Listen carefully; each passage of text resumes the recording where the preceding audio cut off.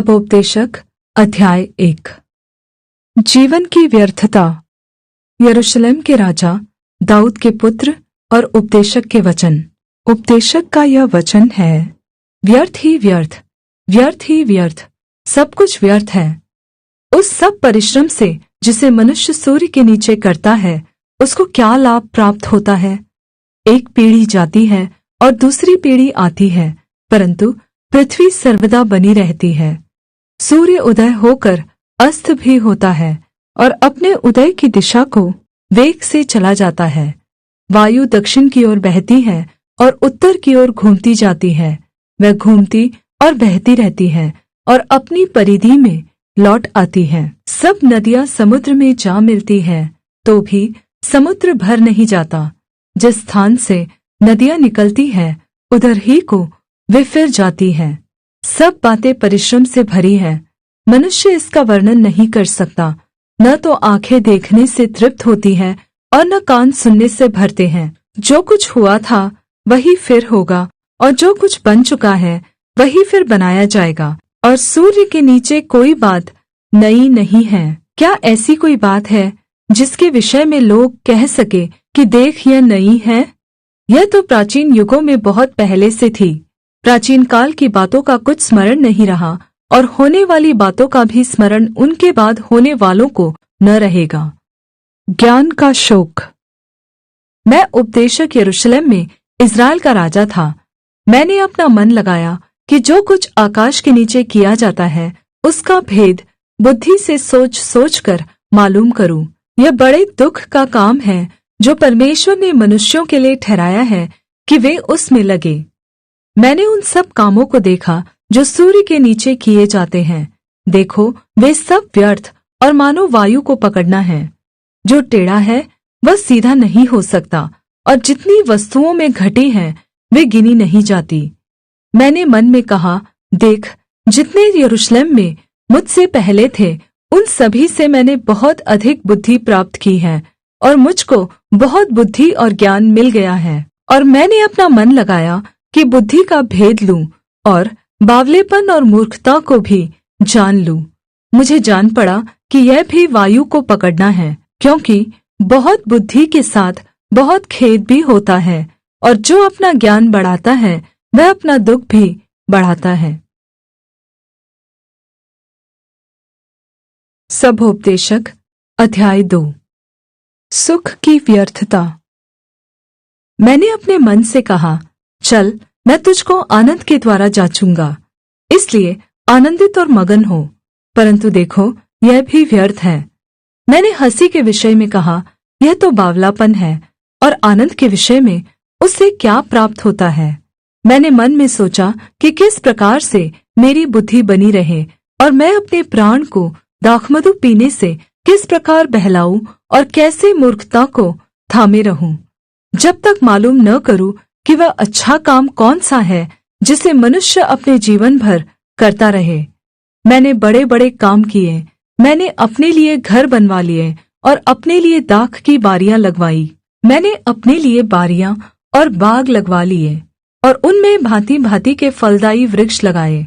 मैंने अपने लिए कुंड खुदवा लिए कि उनसे वह वन सींचा जाए जिसमें वृक्षों को लगाया जाता था।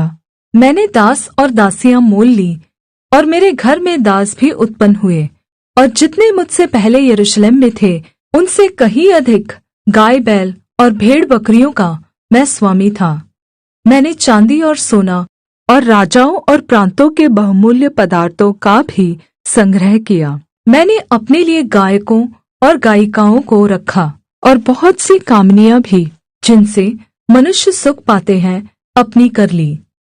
इस प्रकार मैं अपने से पहले के सब यरूशलेम वासियों से अधिक महान और धनाढ्य हो गया, तो भी मेरी बुद्धि ठिकाने रही, और जितनी वस्तुओं को देखने की मैंने लालसा की, उन सभी को देखने से मैं न रुका।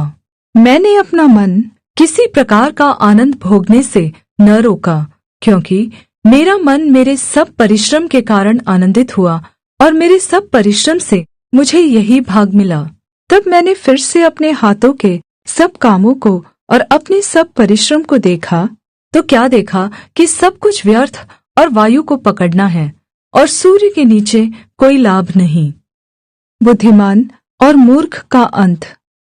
फिर मैंने अपने मन को फेरा कि बुद्धि और बावलेपन और मूर्खता के कार्यों को देखूं, क्योंकि जो मनुष्य राजा के पीछे आएगा वह क्या करेगा? केवल वही जो होता चला आया है।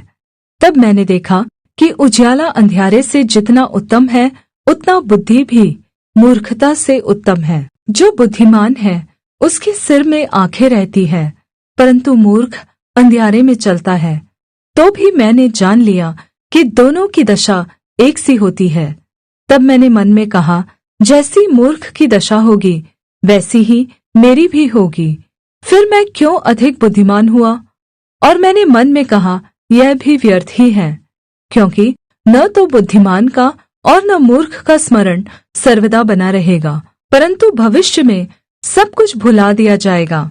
बुद्धिमान कैसे मूर्ख के समान मरता है। इसलिए मैंने अपने जीवन से घृणा की, क्योंकि जो काम सूर्य के नीचे किया जाता है मुझे बुरा मालूम हुआ, क्योंकि सब कुछ व्यर्थ और वायु को पकड़ना है।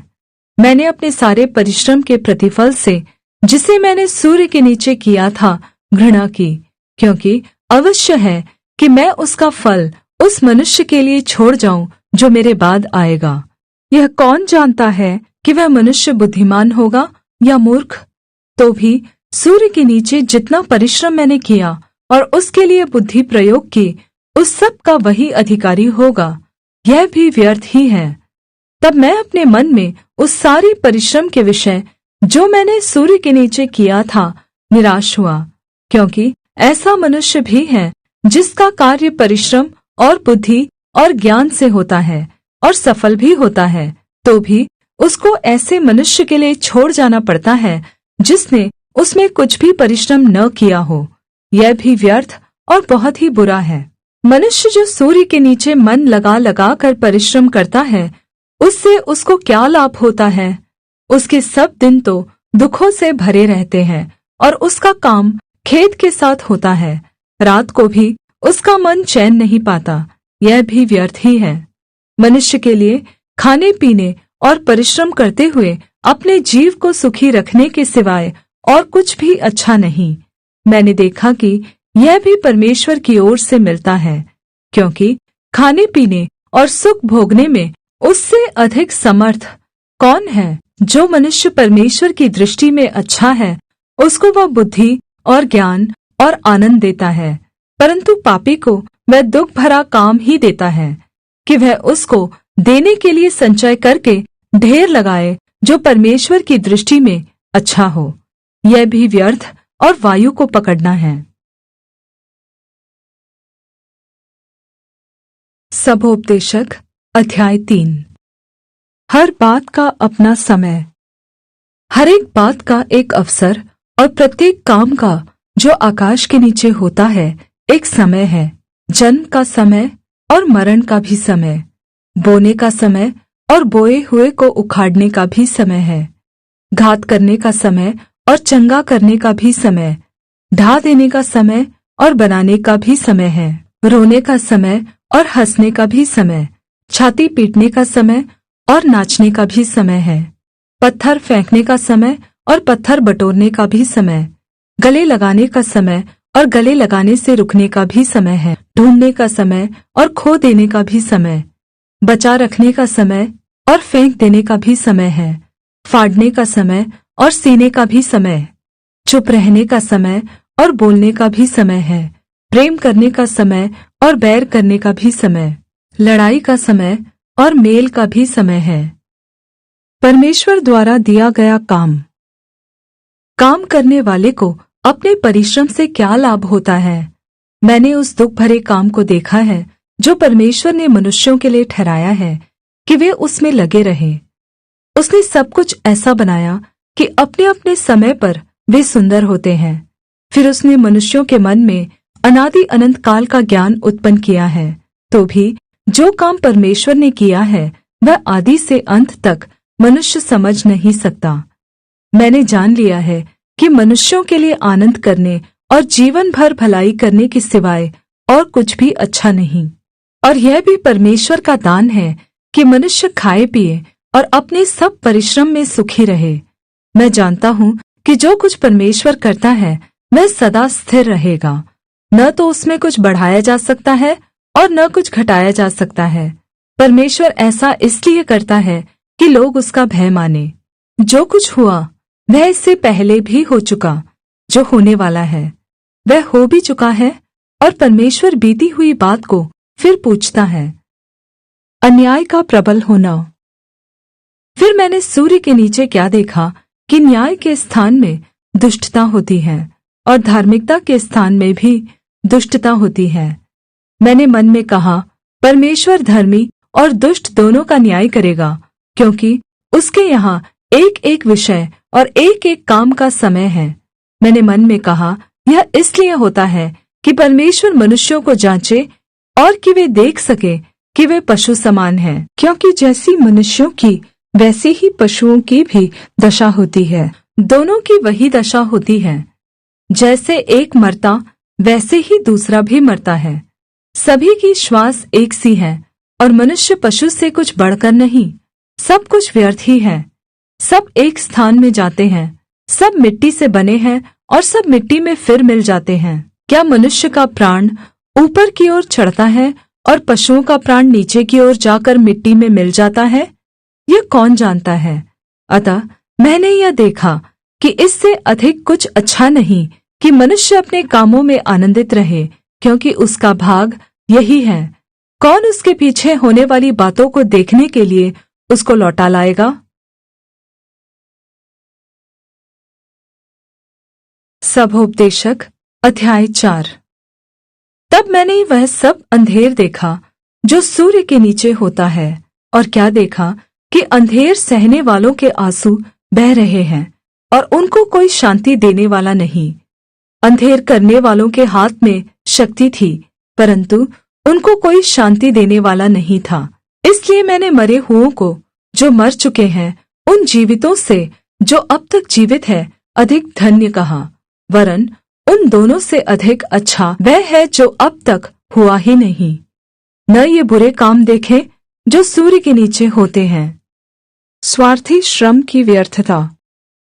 तब मैंने सब परिश्रम के काम और सब सफल कामों को देखा जो लोग अपने पड़ोसी से जलन के कारण करते हैं।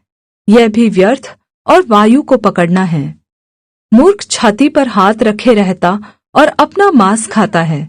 चैन के साथ एक मुट्ठी उन 2 मुट्ठियों से अच्छा है जिनके साथ परिश्रम और वायु को पकड़ना हो। फिर मैंने सूर्य के नीचे यह भी व्यर्थ बात देखी। कोई अकेला रहता और उसका कोई नहीं है, न उसके बेटा है न भाई है, तो भी उसके परिश्रम का अंत नहीं होता।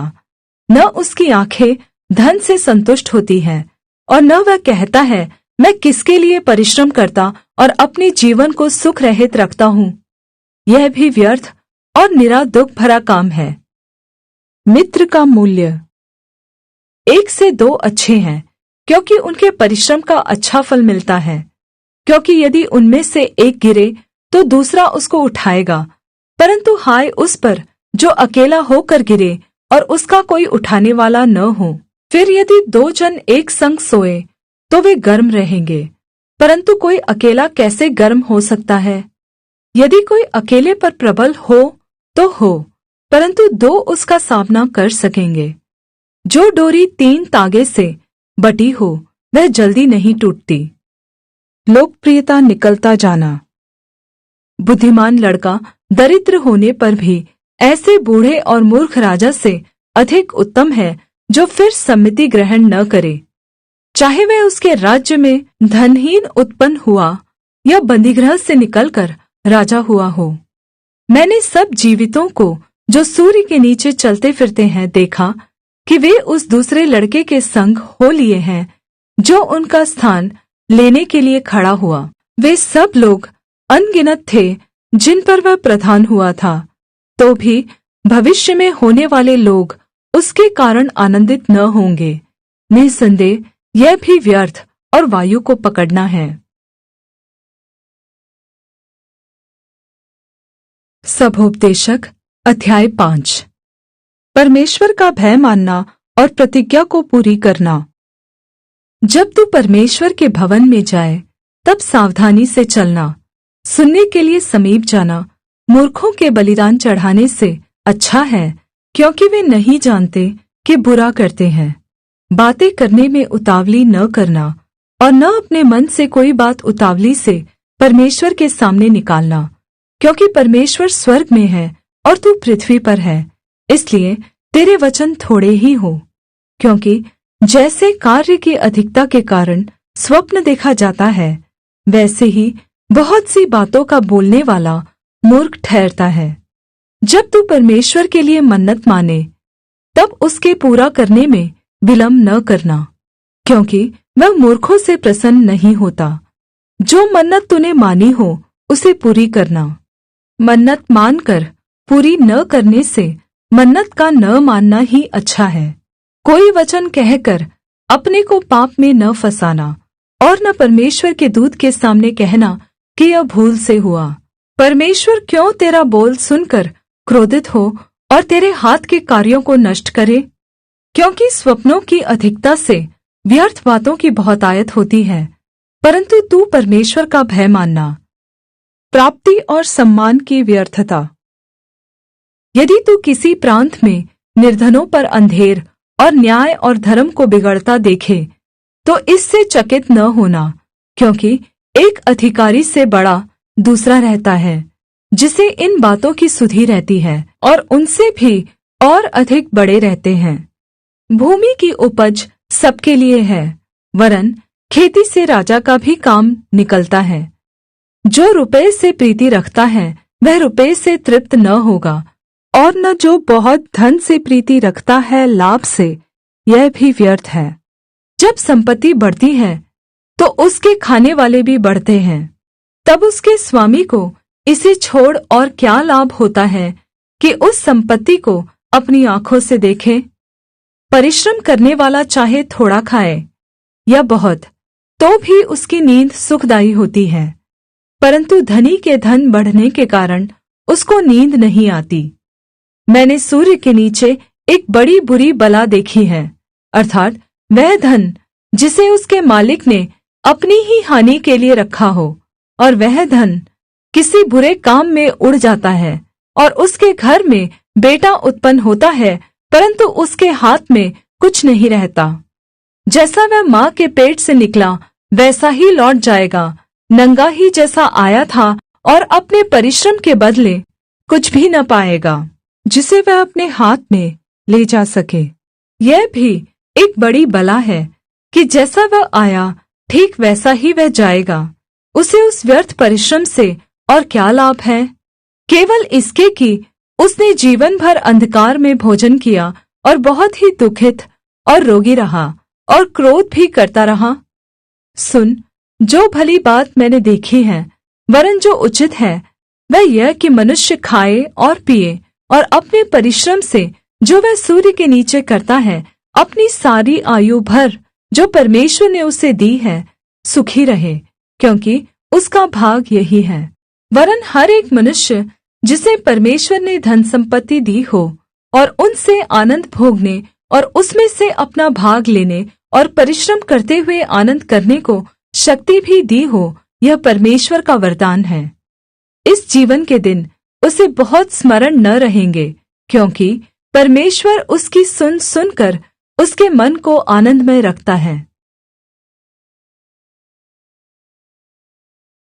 सभोपदेशक अध्याय 6। एक बुराई जो मैंने सूर्य के नीचे देखी है, वह मनुष्यों को बहुत भारी लगती है।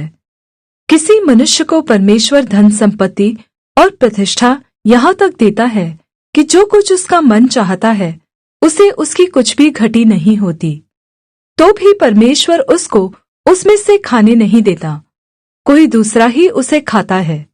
यह व्यर्थ और भयानक दुख है। यदि किसी पुरुष के 100 पुत्र हो और वह बहुत वर्ष जीवित रहे और उसकी आयु बढ़ जाए, परंतु न उसका प्राण प्रसन्न रहे और न उसकी अंतिम क्रिया की जाए, तो मैं कहता हूँ कि ऐसे मनुष्य से अधूरे समय का जन्मा हुआ बच्चा उत्तम है, क्योंकि वह व्यर्थ ही आया और अंधेरे में चला गया और उसका नाम भी अंधेरे में छिप गया, और न सूर्य को देखा, न किसी चीज को जानने पाया। तो भी इसको उस मनुष्य से अधिक चैन मिला।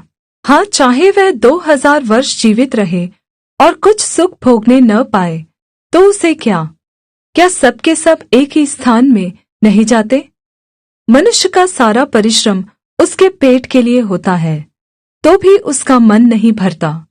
जो बुद्धिमान है वह मूर्ख से किस बात में बढ़कर है, और कंगाल जो यह जानता है कि इस जीवन में किस प्रकार से चलना चाहिए, वह भी उससे किस बात में बढ़कर है।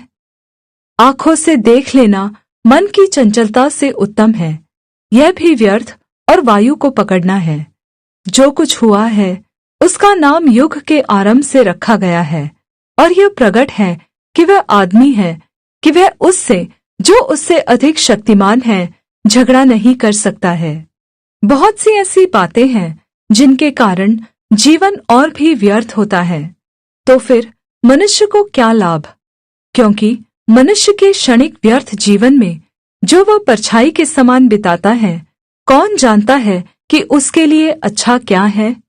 क्योंकि मनुष्य को कौन बता सकता है कि उसके बाद सूर्य के नीचे क्या होगा?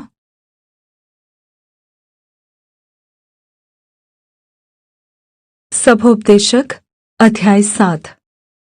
प्रायोगिक ज्ञान का मूल्य। अच्छा नाम अनमोल इत्र से और मृत्यु का दिन जन्म के दिन से उत्तम है।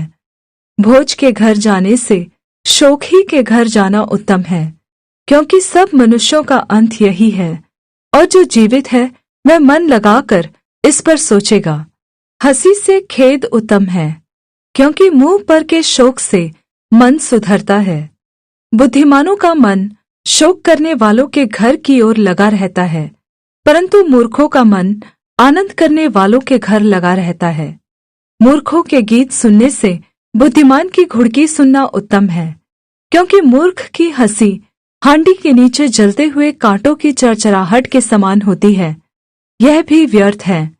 निश्चय अंधेर से बुद्धिमान बावला हो जाता है, और घूस से बुद्धि नाश होती है। किसी काम के आरंभ से उसका अंत उत्तम है, और धीरजवंत पुरुष अहंकारी से उत्तम है। अपने मन में उतावली से क्रोधित न हो, क्योंकि क्रोध मूर्खों ही के हृदय में रहता है। यह न कहना बीते दिन इनसे क्यों उत्तम थे, क्योंकि यह तो बुद्धिमानी से नहीं पूछता। बुद्धि विरासत के साथ अच्छी होती है, वरन जीवित रहने वालों के लिए लाभकारी है, क्योंकि बुद्धि की आड़ रुपये की आड़ का काम देता है। परंतु ज्ञान की श्रेष्ठता यह है कि बुद्धि से उसके रखने वालों के प्राण की रक्षा होती है। परमेश्वर के काम पर दृष्टि कर, जिस वस्तु को उसने टेढ़ा किया हो उसे कौन सीधा कर सकता है? सुख के दिन सुख मान और दुख के दिन सोच, क्योंकि परमेश्वर ने दोनों को एक ही संग रखा है, जिससे मनुष्य अपने बाद होने वाली किसी बात को न समझ सके। अपने व्यर्थ जीवन में मैंने यह सब कुछ देखा है। कोई धर्मी अपने धार्मिकता का काम करते हुए नाश हो जाता है, और दुष्ट बुराई करते हुए दीर्घायु होता है। अपने को बहुत धर्मी न बना, और न अपने को अधिक बुद्धिमान बना। तू क्यों अपने ही नाश का कारण हो? अत्यंत दुष्ट भी न बन और न मूर्ख हो। तू क्यों अपने समय से पहले मरे? यह अच्छा है कि तू इस बात को पकड़े रहे और उस बात पर से भी हाथ न उठाए, क्योंकि जो परमेश्वर का भय मानता है वह इन सब कठिनाइयों से पार हो जाएगा। बुद्धि ही से नगर के 10 हाकिमों की अपेक्षा बुद्धिमान को अधिक सामर्थ्य प्राप्त होती है। निसंदेह पृथ्वी पर कोई ऐसा धर्मी मनुष्य नहीं जो भलाई ही करे और जिससे पाप न हुआ हो। जितनी बातें कही जाए सब पर कान न लगाना, ऐसा न हो कि तू सुने कि तेरा दास तुझी को श्राप देता है, क्योंकि तू आप जानता है कि तूने भी बहुत बार औरों को श्राप दिया है। यह सब मैंने बुद्धि से जांच लिया है। मैंने कहा मैं बुद्धिमान हो जाऊंगा, परंतु यह मुझसे दूर रहा। वह जो दूर और अत्यंत गहरा है उसका भेद कौन पा सकता है? मैंने अपना मन लगाया कि बुद्धि के विषय में जान लूं, कि खोज निकालूं और उसका भेद जानूं, और कि दुष्टता की मूर्खता और मूर्खता जो निरा बावलापन है को जानूं। और मैंने मृत्यु से भी अधिक दुखदाई एक वस्तु पाई, अर्थात वह स्त्री जिसका मन फंदा और जाल है और जिसके हाथ हथकड़ियां हैं। जिस पुरुष से परमेश्वर प्रसन्न है वही उससे बचेगा, परंतु पापी उसका शिकार होगा। देख, उपदेशक कहता है, मैंने ज्ञान के लिए अलग अलग बातें मिलाकर जांची और यह बात निकाली जिसे मेरा मन अब तक ढूंढ रहा है, परंतु नहीं पाया। 1000 में से मैंने एक पुरुष को पाया, परंतु उनमें एक भी स्त्री नहीं पाई। देखो, मैंने केवल यह बात पाई है कि परमेश्वर ने मनुष्य को सीधा बनाया, परंतु उन्होंने बहुत सी युक्तियां निकाली हैं।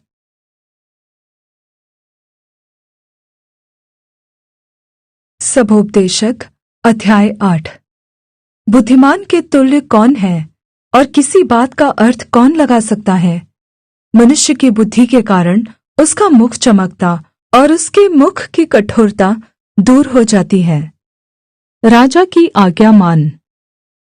मैं तुझे सलाह देता हूँ कि परमेश्वर की शपथ के कारण राजा की आज्ञा मान। राजा के सामने से उतावली के साथ न लौटना और न बुरी बात पर हठ करना, क्योंकि वह जो कुछ चाहता है करता है। क्योंकि राजा के वचन में तो सामर्थ्य रहती है, और कौन उससे कह सकता है कि तू क्या करता है? जो आज्ञा को मानता है वह जोखिम से बचेगा, और बुद्धिमान का मन समय और न्याय का भेद जानता है। क्योंकि हर एक विषय का समय और नियम होता है। यद्यपि मनुष्य का दुख उसके लिए बहुत भारी होता है, वह नहीं जानता कि क्या होने वाला है और कब होगा। यह उसको कौन बता सकता है? ऐसा कोई मनुष्य नहीं जिसका वश प्राण पर चले कि वह उसे निकलते समय रोक ले, और न कोई मृत्यु के दिन पर अधिकारी होता है, और न उसे लड़ाई से छुट्टी मिल सकती है, और न दुष्ट लोग अपनी दुष्टता के कारण बच सकते हैं।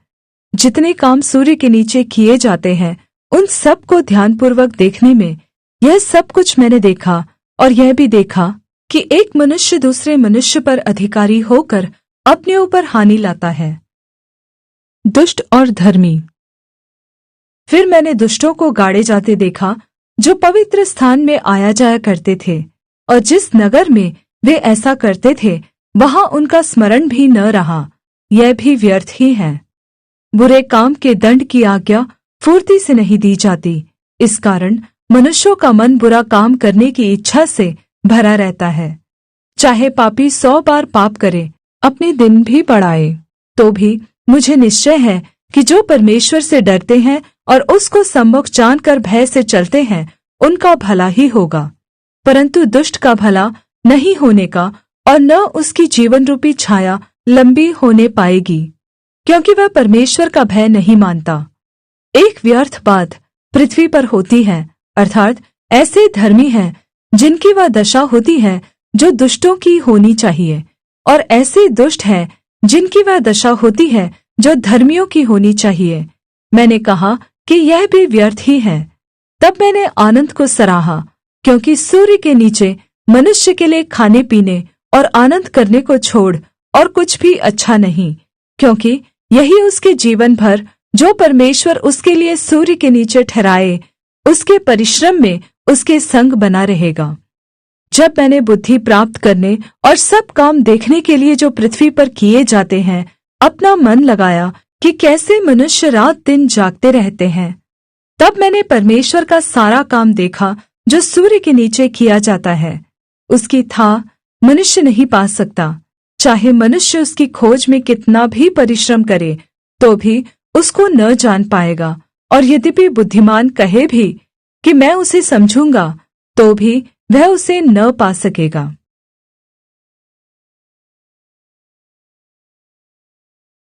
सबोपदेशक अध्याय 9। यह सब कुछ मैंने मन लगाकर विचारा कि इन सब बातों का भेद पाऊं कि किस प्रकार धर्मी और बुद्धिमान लोग और उनके काम परमेश्वर के हाथ में हैं। मनुष्य के आगे सब प्रकार की बातें हैं, परंतु वह नहीं जानता कि वह प्रेम है या बैर। सब बातें सभी के लिए एक समान होती हैं, धर्मी हो या दुष्ट, भले, शुद्ध या अशुद्ध, यज्ञ करने और न करने वाले, सभी की दशा एक ही सी होती है। जैसी भले मनुष्य की दशा, वैसी ही पापी की दशा। जैसी शपथ खाने वाले की दशा, वैसी ही उसकी जो शपथ खाने से डरता है।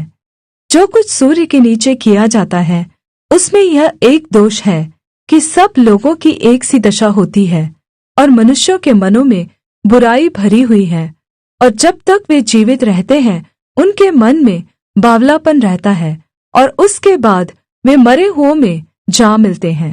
परंतु जो सब जीवितों में है उसे आशा है, क्योंकि जीविता कुत्ता मरे हुए सिंह से बढ़कर है। क्योंकि जीविते तो इतना जानते हैं कि वे मरेंगे, परंतु मरे हुए कुछ भी नहीं जानते, और न उनको कुछ और बदला मिल सकता है, क्योंकि उनका स्मरण मिट गया है। उनका प्रेम और उनका बैर और उनकी डाह नाश हो चुकी। और अब जो कुछ सूर्य के नीचे किया जाता है, उसमें सदा के लिए उनका और कोई भाग न होगा। अपने मार्ग पर चला जा, अपनी रोटी आनन्द से खाया कर, और मन में सुख मानकर अपना दाखमधु पिया कर, क्योंकि परमेश्वर तेरे कामों से प्रसन्न हो चुका है। तेरे वस्त्र सदा उजले रहे और तेरे सिर पर तेल की घटी न हो। अपने व्यर्थ जीवन के सारे दिन जो उसने सूर्य के नीचे तेरे लिए ठहराए हैं, अपनी प्यारी पत्नी के संग में बिताना, क्योंकि तेरे जीवन और तेरे परिश्रम में जो तू सूर्य के नीचे करता है, तेरा यही भाग है।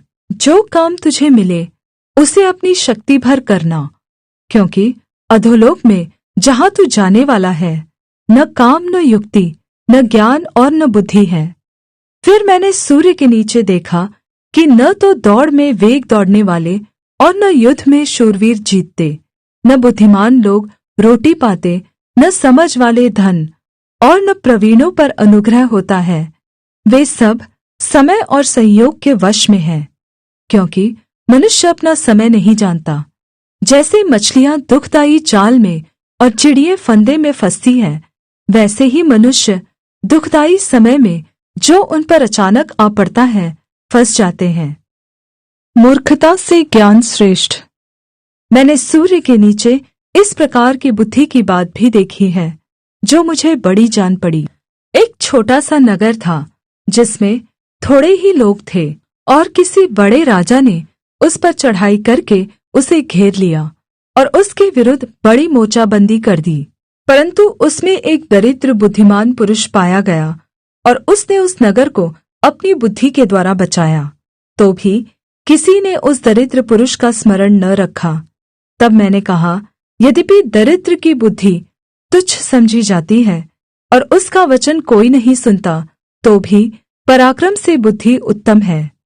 बुद्धिमानों के वचन जो धीमे धीमे कहे जाते हैं, वे मूर्खों के बीच प्रभुता करने वाले के चिल्ला चिल्ला कर कहने से अधिक सुने जाते हैं। लड़ाई के हथियारों से बुद्धि उत्तम है, परंतु एक पापी बहुत सी भलाई का नाश करता है।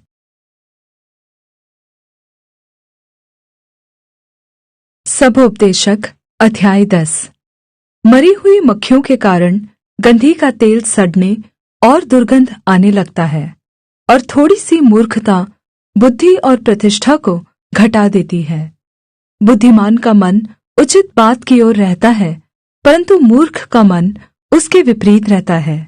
वरन जब मूर्ख मार्ग पर चलता है, तब उसकी समझ काम नहीं देती, और वह सबसे कहता है, मैं मूर्ख हूँ। यदि हाकिम का क्रोध तुझ पर भड़के, तो अपना स्थान न छोड़ना, क्योंकि धीरज धरने से बड़े बड़े पाप रुकते हैं। एक बुराई है जो मैंने सूर्य के नीचे देखी, वह हाकिम की भूल से होती है, अर्थात मूर्ख बड़ी प्रतिष्ठा के स्थानों में ठहराए जाते हैं और धनवान लोग नीचे बैठते हैं। मैंने दासों को घोड़ों पर चढ़े और रईसों को दासों के समान भूमि पर चलते हुए देखा है। जो गड्ढा खोदे वह उसमें गिरेगा, और जो बाड़ा तोड़े उसको सर्प डसेगा। जो पत्थर फोड़े वह उनसे घायल होगा, और जो लकड़ी काटे उसे उसी से डर होगा। यदि कुल्हाड़ा थोथा हो और मनुष्य उसकी धार को पैनी न करे तो अधिक बल लगाना पड़ेगा, परंतु सफल होने के लिए बुद्धि से लाभ होता है। यदि मंत्र से पहले सर्प डसे तो मंत्र पढ़ने वाले को कुछ भी लाभ नहीं। बुद्धिमान के वचनों के कारण अनुग्रह होता है, परंतु मूर्ख अपने वचनों के द्वारा नाश होते हैं। उसकी बात का आरंभ मूर्खता का और उनका अंत दुखदाई बावलापन होता है। मूर्ख बहुत बातें बढ़ाकर बोलता है, तो भी कोई मनुष्य नहीं जानता कि क्या होगा, और कौन बता सकता है कि उसके बाद क्या होने वाला है। मूर्ख को परिश्रम से थकावट ही होती है, यहाँ तक कि वह नहीं जानता कि नगर को कैसे जाए। हे देश, तुझ पर हाय, जब तेरा राजा लड़का है और तेरे हाकिम प्रातःकाल भोज करते हैं। हे देश, तू धन्य है जब तेरा राजा कुलीन है और तेरे हाकिम समय पर भोज करते हैं, और वह भी मतवाले होने को नहीं, वरन बल बढ़ाने के लिए। आलस्य के कारण छत की कड़ियाँ दब जाती है और हाथों की सुस्ती से घर चूता है। भोज हंसी खुशी के लिए किया जाता है और दाखमधु से जीवन को आनंद मिलता है, और रुपयों से सब कुछ प्राप्त होता है। राजा को मन में भी श्राप न देना, न धनवान को अपने शयन की कोठरी में श्राप देना, क्योंकि कोई आकाश का पक्षी तेरी वाणी को ले जाएगा और कोई उड़ने वाला जंतु उस बात को प्रकट कर देगा।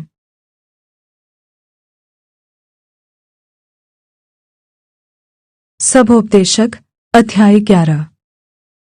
परिश्रम का मूल्य। अपनी रोटी जल के ऊपर डाल दे, क्योंकि बहुत दिन के बाद तू उसे फिर पाएगा। 7 वरन 8 जनों को भी भाग दे, क्योंकि तू नहीं जानता कि पृथ्वी पर क्या विपत्ति आ पड़ेगी। यदि बादल जल भरे हैं, तब उसको भूमि पर उंडेल देते हैं, और वृक्ष चाहे दक्षिण की ओर गिरे या उत्तर की ओर, तो भी जिस स्थान पर वृक्ष गिरेगा वही पड़ा रहेगा। जो वायु को ताकता रहेगा वह बीज बोने न पाएगा, और जो बादलों को देखता रहेगा वह लवने न पाएगा। जैसे तू वायु के चलने का मार्ग नहीं जानता और किस रीति से गर्भवती के पेट में हड्डियां बढ़ती हैं, वैसे ही तू परमेश्वर का काम नहीं जानता जो सब कुछ करता है। भोर को अपना बीज बो और सांझ को भी अपना हाथ न रोक, क्योंकि तू नहीं जानता कि कौन सफल होगा, यह या वह, या दोनों के दोनों अच्छे निकलेंगे। उजियाला मन भावना होता है, और धूप के देखने से आँखों को सुख होता है। यदि मनुष्य बहुत वर्ष जीवित रहे तो उन सभी में आनंदित रहे, परंतु यह स्मरण रखे कि अंधियारे के दिन भी बहुत होंगे। जो कुछ होता है वह व्यर्थ है। प्रारंभिक जीवन में परमेश्वर की खोज। हे जवान, अपनी जवानी में आनंद कर और अपनी जवानी के दिनों में मगन रह। अपनी मनमानी कर और अपनी आँखों की दृष्टि के अनुसार चल, परंतु यह जान रख कि इन सब बातों के विषय में परमेश्वर तेरा न्याय करेगा। अपने मन से खेद और अपनी देह से दुख दूर कर, क्योंकि लड़कपन और जवानी दोनों व्यर्थ हैं।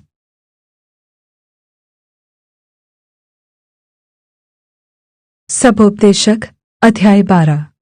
अपनी जवानी के दिनों में अपने सृजनहार को स्मरण रख, इससे पहले कि विपत्ति के दिन और वे वर्ष आए जिनमें तू कहे कि मेरा मन इनमें नहीं लगता।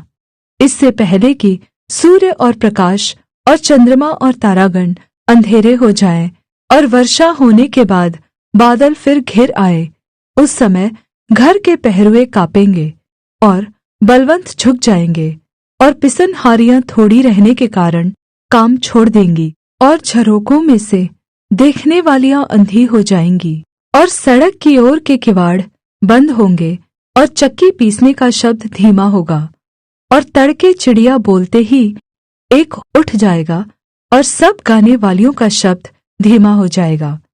फिर जो ऊंचा हो उससे भय खाया जाएगा, और मार्ग में डरावनी वस्तुएं मानी जाएंगी, और बादाम का पेड़ फूलेगा और टिड्डी भी भारी लगेगी, और भूख बढ़ाने वाला फल फिर काम न देगा, क्योंकि मनुष्य अपने सदा के घर को जाएगा और रोने पीटने वाले सड़क सड़क फिरेंगे।